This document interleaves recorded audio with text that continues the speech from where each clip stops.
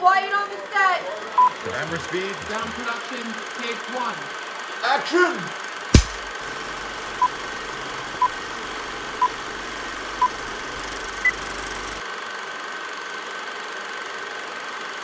And here we go, my AKA Patters. It's the 31 Days of Dread Extended. We're extending it because, well, I'm obsessed with horror movies, especially in the month of October. I watch so many films. It's I get behind. Something happens, we miss a release, and I just have this like stockpile of horror movies, and I've been organizing. I got ones from previous years that I have yet to bring you guys. Some of these are targeted to be inventory episodes because, and I don't like bring in much life elements with these episodes. I just want to talk to you. I want to get right to the movie. So let's do that. We have something special here. This was a bucket list movie. I didn't realize this was what, and I hate the term bucket list because I think it's ill applied everywhere. Bucket list is supposed to be on your deathbed. You have a little bit of time left. Bucket list. Now it's just like, hey, I'm perfectly healthy. What's my bucket list? AKA wish list. Death Becomes Her. Robert Zemeckis. Mr. Forrest Gump. Mr. Who Framed Roger Rabbit. Mr. Contact. Polar Express. Beowulf. Back to the Future. Who Framed Roger Rabbit. Cats and Dogs Living Together. 1992. I remember renting this movie a few times. Maybe even owning the DVD.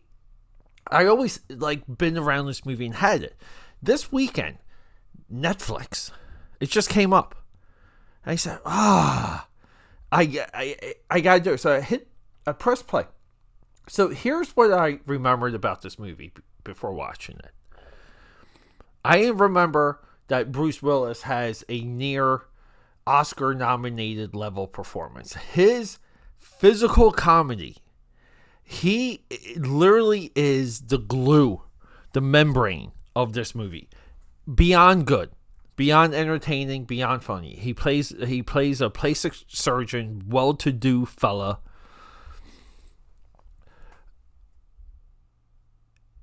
And he has this robotic mind, but then crazy things happen around him. He plays off of it so well. I remember that. I remember this movie, the criticism. I remember just hearing so much about that this movie is just disjointed.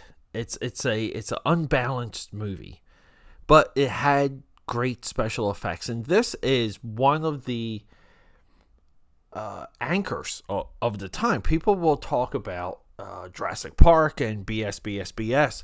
Death Becomes Her. It's practical. There's some CG. There's some special, on the camera level, camera movement wise, especially in the end, where we have multiple people falling. This is the Robert Zemeckis at this point. Robert Zemeckis at this point, I would say, becomes a technical director second to James Cameron. I would say more than James Cameron. If we look at the range of Robert Zemeckis versus James Cameron when it comes to a special effects technical, now Cameron and Avatar, it's him, their company. He was able to leverage the success of that first movie.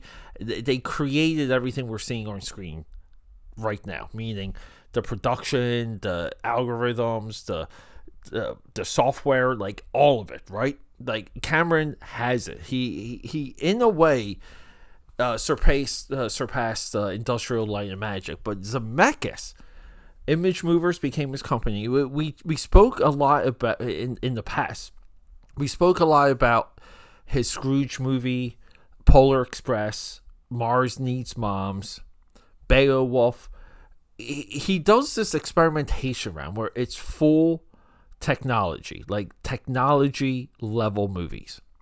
But during this time, we have Back to the Future, we have Contact, we have Death Becomes Her, we have all the wonderful special effects, right? Like somewhat legendary in Forrest Gump, where it's just seamless, but just fascinating. But, people love seeing Forrest Gump with JFK. Back to the Future, Roger. I'm probably repeating myself, but we know the Robert Zemeckis movies, and we also know the Robert Zemeckis, Alan Silvestri. So everyone will say, "Oh, the movies of Steven Spielberg and John Williams." Right? They'll talk about that endlessly. They'll say it's one of the great collabs. They won't bring this up. Alan Silvestri has given us it. Look, I just have to say it. The Predator theme is as good as the Star Wars theme. I would say it's even better. Alan Silvestri is a top 10 composer, period. All the films he's connected to with Zemeckis, he brings it, and he brings it here. We see from the beginning. So the special effects are mind-blowing in this movie. Just the way that they're used. They're used for comedic effect. And you want to pair this movie with, it's like Beetlejuice, Death Becomes Her, Weekend at Bernie's. Like, that's your 80s Obsessed with Dead trilogy. And I say Obsessed with Dead because a little bit of a theme in the 80s, late 80s, early 90s. But then the tone of this movie is, there's like almost like this beam that's right into Men in Black. And Men in Black just has this like oddly perfect like balance. It's so weird. It's a lot like Ghostbusters, Men in Black. It's hard to pinpoint why it works, what the mechanism is. I believe this movie, sometimes, like, again, Hollywood's a small industry. You watch this movie, you see a template, and then you go into your own production. You say, "Look, there's a tone I can lean on. This is going to solve some problems for me." I just think that's how production and the creative mind works. While you're dealing with a budget, dealing with a deadline, dealing with other people, like you kind of need shortcuts. So the disjointed part of this movie, where the first like 15 minutes, it's rough, but they fill it. It's like this emotional roller coaster. You see Goldie Hawn, who equally should have got a nomination, in like a fat suit. She's hot, she's fat, she's back to being hot.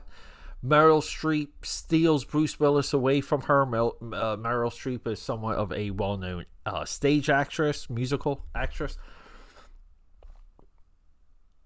But we have this like odd redemption arc, this odd friendship, camaraderie that happens between Meryl Streep and Goldie Hawn. They go way back.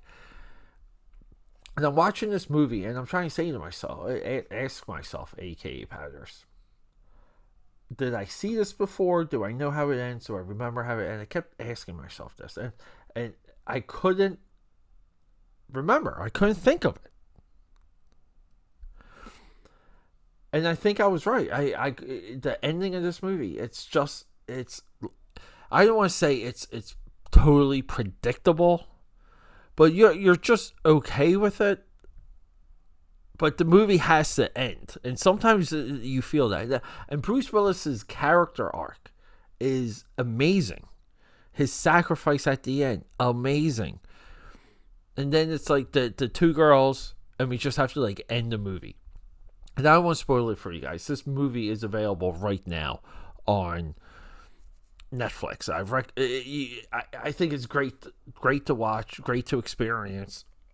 They kind of had this with Practical Magic, and Practical Magic is a little bit of a dark spot. So expect that to come. I love these like big budget, big Hollywood, all the talent, like CSA, agency driven talent jammed into a movie with somewhat of a high concept or a fun, like Practical Magic. It's like, oh, the two hottest heralded girls in Hollywood, they're witches. Isn't that cool? And even this movie, if you want to take a little bit of a different path, I mean, you compare this movie with Practical Magic and Witches with Jack Nicholson. I like my other one better, but AKAPAD.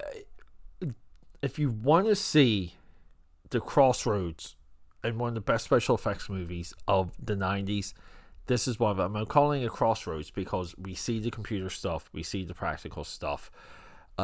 Jurassic Park gets way too much credit for that crossroads. Zemeckis and his mastery of the special effects, I'll say genre, is evident here.